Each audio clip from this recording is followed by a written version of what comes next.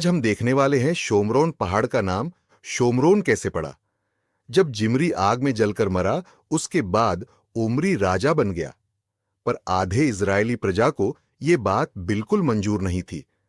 तब इजरायली प्रजा दो भागों में बंट गई।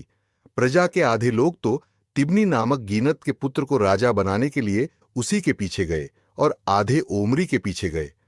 आखिर में ओमरी के लोग गीनत के लोगों पर भारी पड़े, उसको हराया। उसमें गीनत के पुत्र तिब्नी मारा गया। फिर ओमरी राजा बन गया।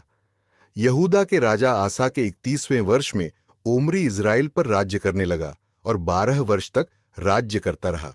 उसने 6 वर्ष तिर्सा में राज्य किया और उसने शेमेर से शोमरोन पहाड़ को 2 किक्कार चांदी देकर खरीद लिया। वहां पर उसने एक नगर बसाया और अपने बसाए हुए नगर का नाम पहाड़ के मालिक शेमेर के नाम पर शोमरोन रखा। ओमरी ने वह किया जो यहोवा की दृष्टि में बुरा था। इतना ही नहीं, पहले के जो राजा हुए उन सबों से अधिक बुराई की।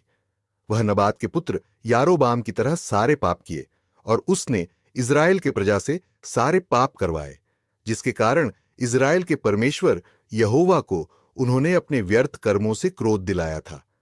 ओमरी के और काम जो उसने किए और जो वीरता उसने दिखाई, यह सब क्या इजराइल के राजाओं के इतिहास की पुस्तक में नहीं लिखा है? ओमरी अपने पुरखाओं के संग सो गया और शोमरोन में उसको मिट्टी दी गई और उसका पुत्र अहाब उसके स्थान पर राज्य करने लगा।